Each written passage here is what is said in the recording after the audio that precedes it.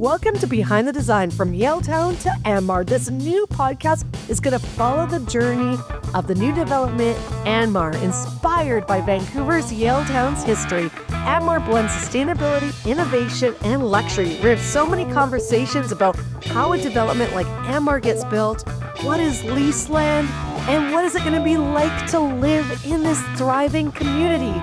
So let's get started.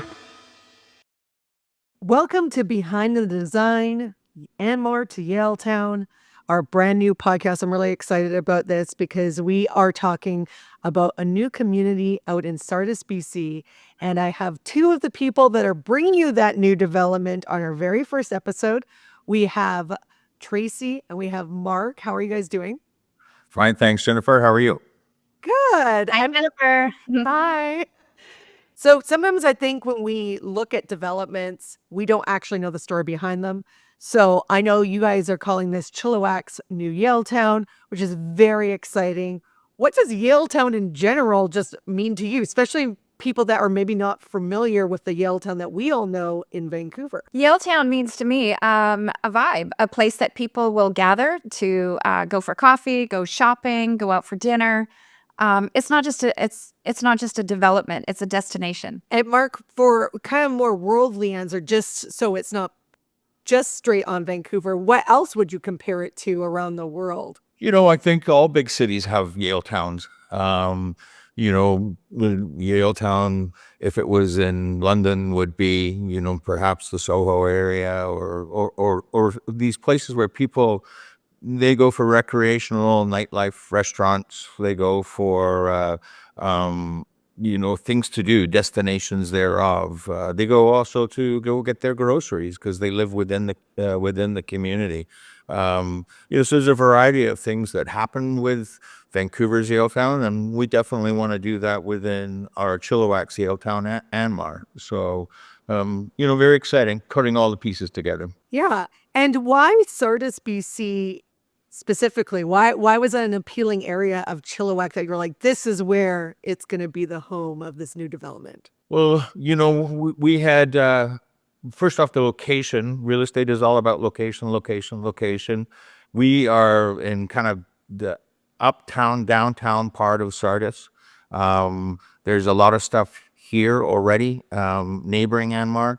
And rarely do we get the opportunity to purchase or develop all at once 10.5 acres of kind of downtown land.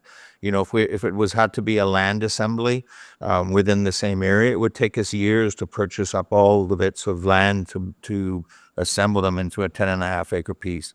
This one came to us. We had the ability to buy it, and we thought, what, rather than just do a piecemeal development or just an average development, this was our palette, our open palette that we could put whatever colors as far as ideas and things within this community, this uptown area, and make it so that it was the hub, the central hub of Sardis that people went to do things, to see things, to work, and to entertain themselves. So that's the reason why we did put Andmar where it was.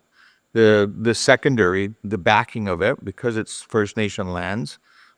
We really have had, in all of our previous developments within Chilliwack, a great working relationship with the local First Nations whose lands our developments are situated on. So when you have partners, teammates like this, associates that work well together, this was something that we could really think out of the box and do, and it was easy and fruitful to do it this way. And I always have to ask, let's say, because I'm always just amazed at people that are in like the real estate sector or development sector. Is this something that you have always wanted to do, Mark and Tracey? Have you always wanted to put together a development, or is this something newer, or did you have a different passion? Well, I actually met Mark and Andrew, the developers of Andmar. Met them about 12 years ago when we were doing Inglewood Village. There's 131 ranchers in the neighborhood of Andmar, and Inglewood Courtyard, 136 condos. And I think that was sort of Mark's first stage of this vision of creating, an environment for people to live in. It's a clubhouse, it's a lifestyle. That was sort of, the theme of Inglewood Village and Inglewood Courtyard. And then as things started to progress, Haymarket just really turned into more of a broader vision of, changing the face of Chilliwack and, the potential of creating 10.5 acres into, the new Sardis Center. Yeah, absolutely. I mean, Jen, I was a young realtor at one time and kind of did 25 years of real estate. And all along through that, selling houses, selling people's houses, I was doing small infill development until I got to a position where I could become bigger. And so I did. And I always enjoyed planning and devising and having something in my head that we could build that would be good for the community at large. And Andmar really is our pinnacle because it's a all-inclusive development, a city center, a downtown Sardis. And with that, becomes obviously a great responsibility to build something that's useful, and great responsibility to build something that is used and people want and people call it their own. So it's been a very exciting time. And something that's unique about it is you guys both live around that area as well, correct? Yeah, we do. Correct. Yeah.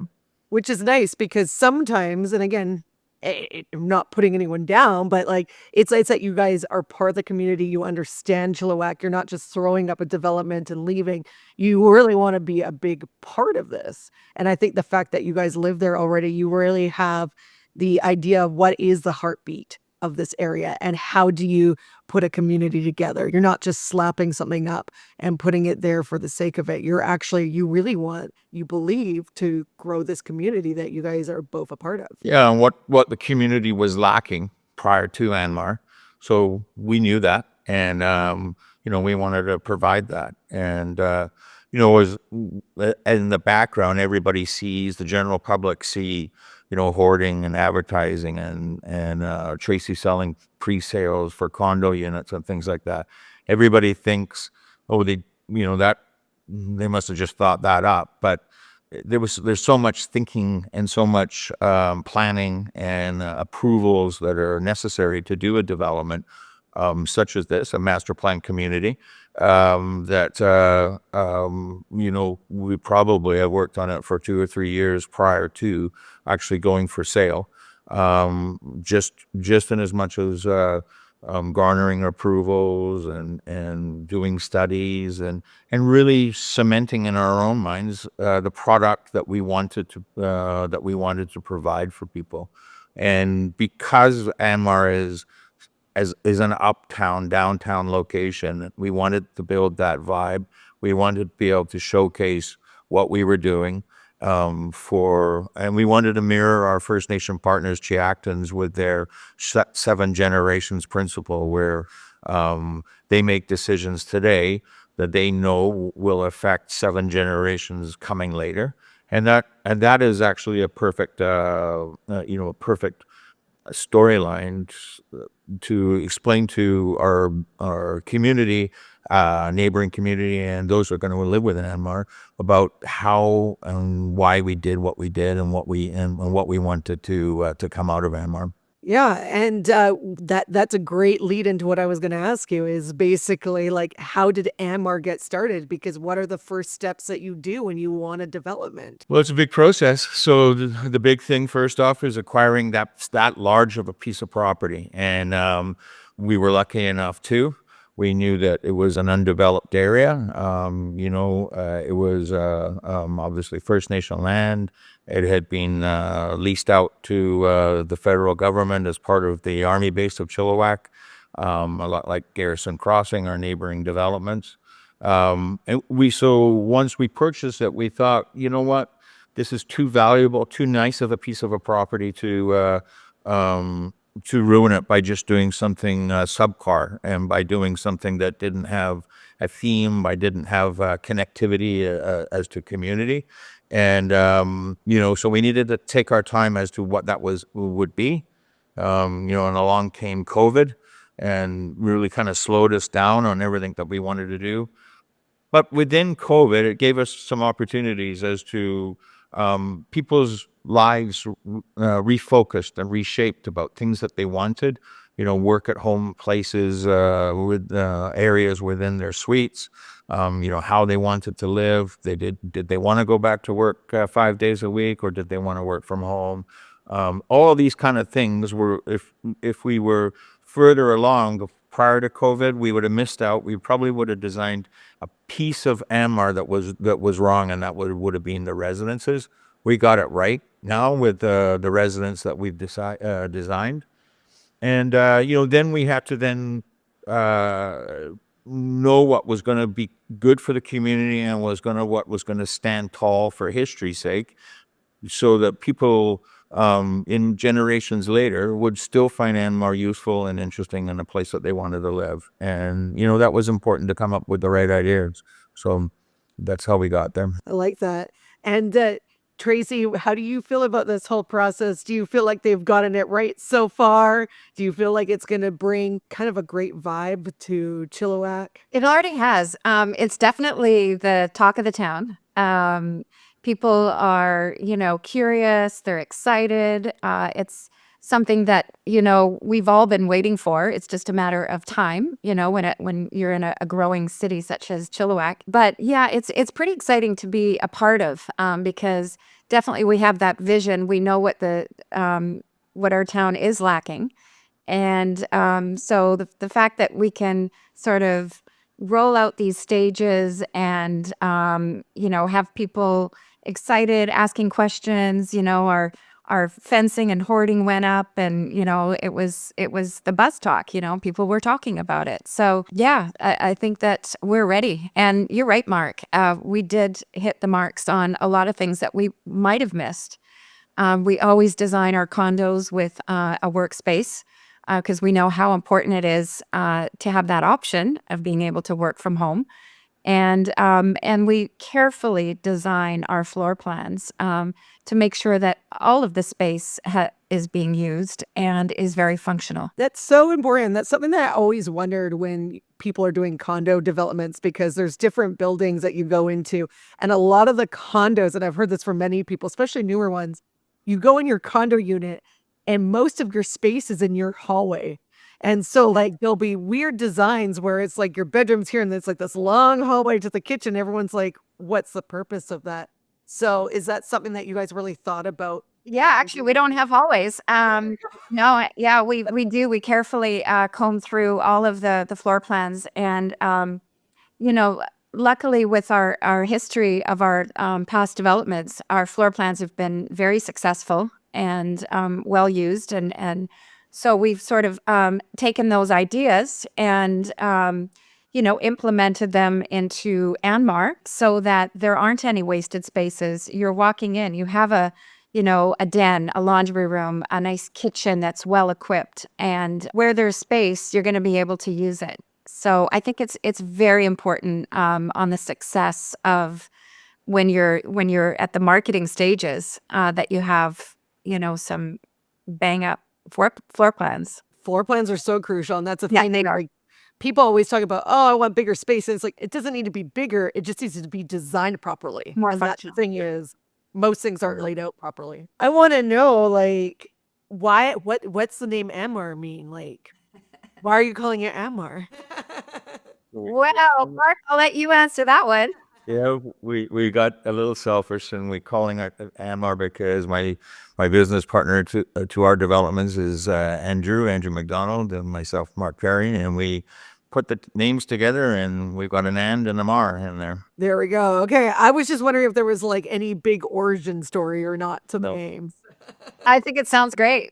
I like it. You talked about having a relationship with the band in Chilliwack. Can you tell us a little bit about that, Mark, and how that comes to be with your development? It's been a fantastic journey for our development history in Chilliwack. We started doing, as Tracey mentioned, Inglewood Village and Inglewood Courtyard. They were 45 and over, wannabe retirees or retired residents that live, or potential residents that lived in that community, and was on Choctaw First Nation land. So we had a fantastic time working with the administration of the band, and through that a great parallel of working together successfully, we continued on, and then we went to Malloway Village, which is on Chiacan land. We partnered then with Skynest for our Skynest project, which is on in Sardis on Watson Road and Vetter Road. Partnered with the Chiacton. Yeah, partnered with Chiacton. We have another development with Squaw First Nation on Squaw First Nation's land, called Water Lily. The Samath First Nation in Abbotsford, we do an industrial project. So we really have had a great working relationship, and it's been really good to see that the benefits for all parties to our partnership and band members that are, reap the rewards of a good development. And of course, as this podcast goes, we're going to explore more about lease land and how you guys partnered together, but kind of just wanted to give a taste about it today because I really want to know more about the responsibility too, because obviously there's responsibility to working with all your different partners in the community, but what do you feel the responsibility of a developer is to the community? What does that mean to you? Yeah, well, that's a great question. I think a developer, I mean, we all have, like in any profession, I suppose, there's good developers and bad developers, and good business people and bad business people. And throughout, we wanted to, Andrew and I, what we wanted to do is we wanted to showcase something that that was going to provide for future generations alongside the mantra of the 7G for Chiacton. And with that, what we wanted to do was we wanted to do something that, could build a community, build a city-like atmosphere that people were proud to live in. And how could one become proud of the location that they lived in? We felt that we should theme and showcase sustainability to the community, to the building community, to the general community, that we cared about the homes that we built, and how we affected carbon, and how we affected emissions, heating emissions.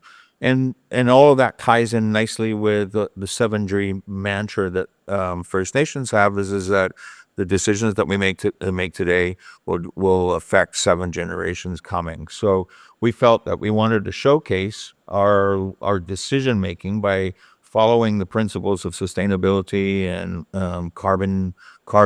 reducing carbon and emissions, and we wanted to be able to showcase with the products that we used, or our overall design about recycling materials once building life is finished.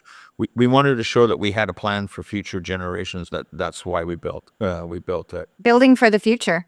Yeah. That's what it boils down to. I like that because I don't think a lot of us think about that. And my family's worked in residential construction for a lot of their lives. And it's thinking about well, how long are these homes actually going to last? Because, we have a habit here in North America where we just build them, we crush them again in a few years. It's the same thing for developments. It's like, how do you keep them long lasting, and how do you actually build a community around them? Because that's what a lot of the areas are missing in the Lower Mainland, is that sense of community. Yeah, it was kind of urban sprawl, and now all of a sudden, buyers, are moving more towards the city. They say there's an incredible percentage of, I think by 2050, the amount of people that will be moving back and living within the city because of convenience, because their work is there, because they don't want to drive 2 hours a day to go to work, each way. Because the houses in suburbia are too big for, a single couple or what have you. People are coming back to cities. And because they're coming back to cities, we can build for them and what they want and build the projects, cities that have a sustainable kind of mantra, and that are smart cities and everything that we have such busy lives these days. The more that we can pack into it, the better for us. And why wouldn't we build to what people's needs are? Yeah, and people are lonely too. Even if you have a family, they say people are lonely because they're missing that connection to their neighbors, which you don't get in many places. But that's one thing I like what you guys are doing. It's like you're gonna have different meeting spots, you're gonna have different restaurants, you're gonna have things where the neighbors can come down and they can see each other and they can not be lonely and they can get new friends, because I think that's a big thing is people think condo living is lonely, but I believe truly that it's the amenities that you have too, and the fact that you're able to walk the dog and you see somebody else around there. Yeah, absolutely. There'll be yoga and there'll be art, and we've got a special floor in our community area, our center hub, on the pedestrian street where there's no vehicles. We can have night markets. We can have within the art floor, we can have different artists showcasing their wares. Those kind of things are areas where residents within Andmar and neighboring residents can walk to go get a coffee and walk to come and see the new artist that's there for 2 months on showcasing their art. It's all about being social and having a place to go to that is comfortable, and that again establishes community, and then that again makes it a place that you want to live in. And I like to bust myths because I feel like there's a lot of professions that have myths. I feel all of them do. What do you think is one misconception about land development? Well, everybody thinks we make tons and tons of money, and we are, I don't know, greedy then and ruin land, I guess, and that's the big thing that we thought about is that, how do you make it so that we're not perceived as that we've made something better out of the land, both socially and for residents, but also, how we put back more tree. We're going to be putting back more trees and, than what was originally on the land when we bought it. How do we make it so that wildlife comes back? That's all a little bit of sustainability. It's like all the things that you think in the overall picture of a successful development, or should be a successful development. And we want to showcase that to other developers about, hey, we can do all this stuff and look how successful we are. Tracey, any myths about land development that you like to bust here? Yeah, because so I've been a licensed realtor for almost 23 years now, and in Chilliwack. I started in Chilliwack, and I've done a lot of new development with these guys and previous to that as well. And I think that the myth buster that I would like to break out is, yes, the word developer has been a 4-letter word. And with that, I call that out because, like Mark says, we're creating something for the future. We are taking into consideration the needs and wants of our community. We're not just going in for the quick buck, and which easily we could have.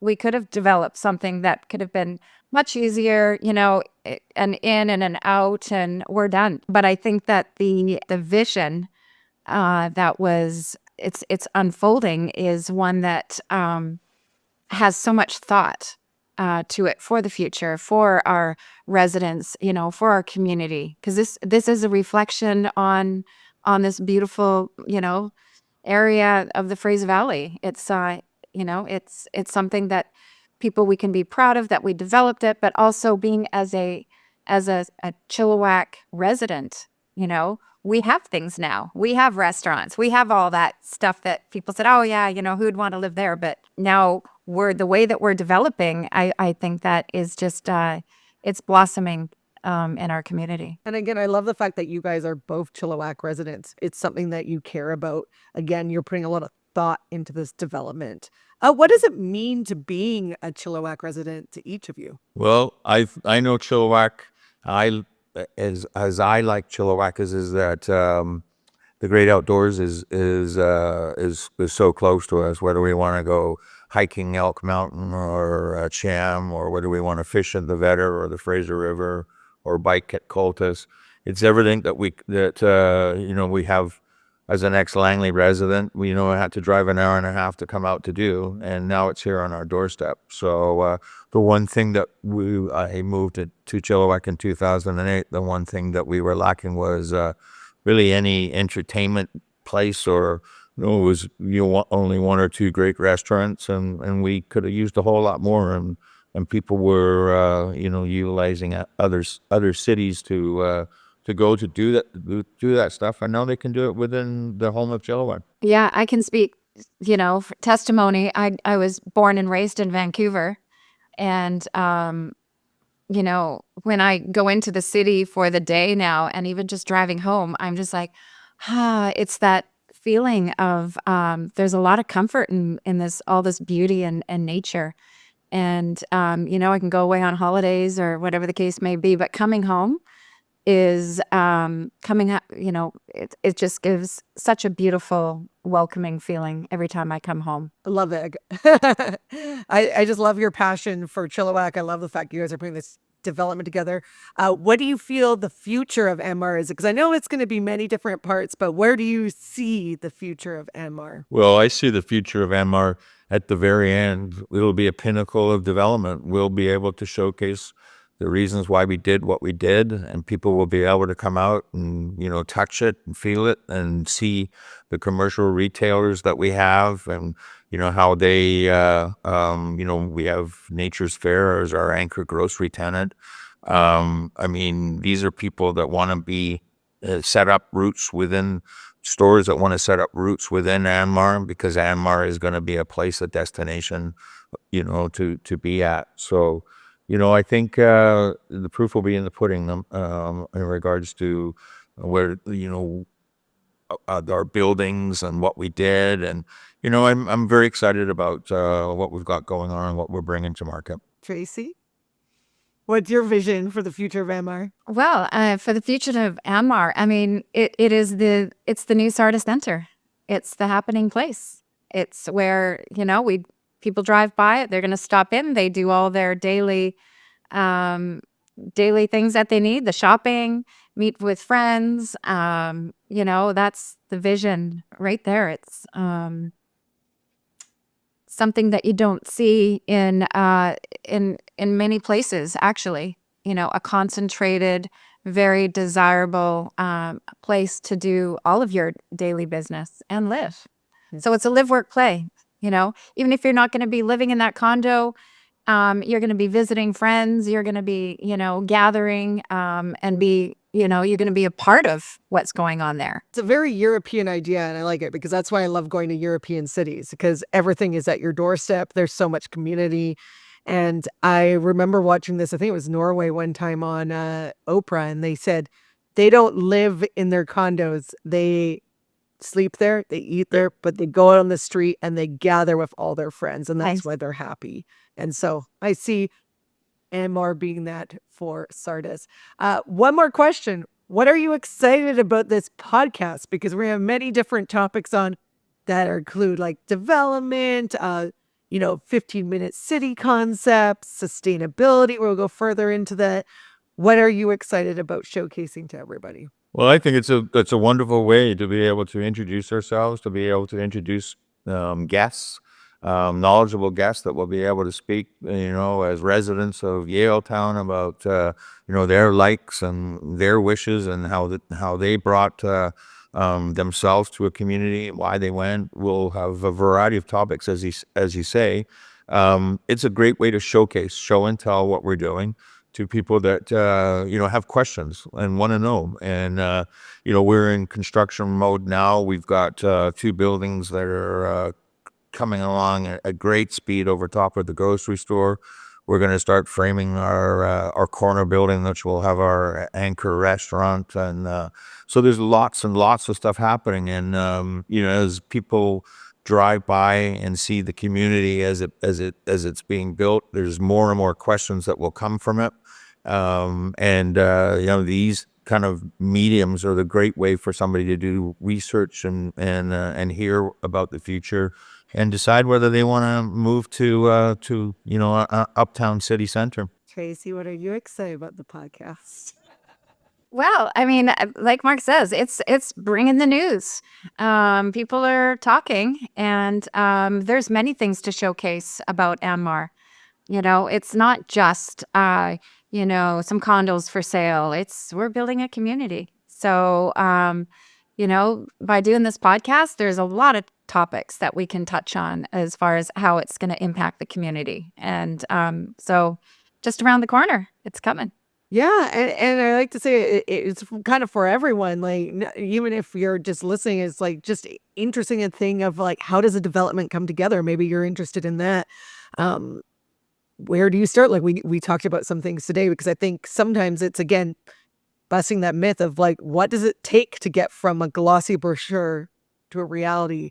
And there's way more behind it than just selling some condos. So thank you guys so much for being on the first episode. I'm going to guide you through the rest of the story of Andmar, and I'm really excited. We'll talk to you next time. Amazing. Thank you, Jennifer. Thanks, Jen. Thank you for joining us on Behind the Design from Yaletown to Andmar. We've explored the history, innovation, and sustainability that makes Andmar more than just a community. It's a place where life, business, and connection thrive. If you've been inspired by this podcast, we'd love your support. Follow the podcast, rate it, and leave a review to help others discover what makes Andmar so special. Till next time.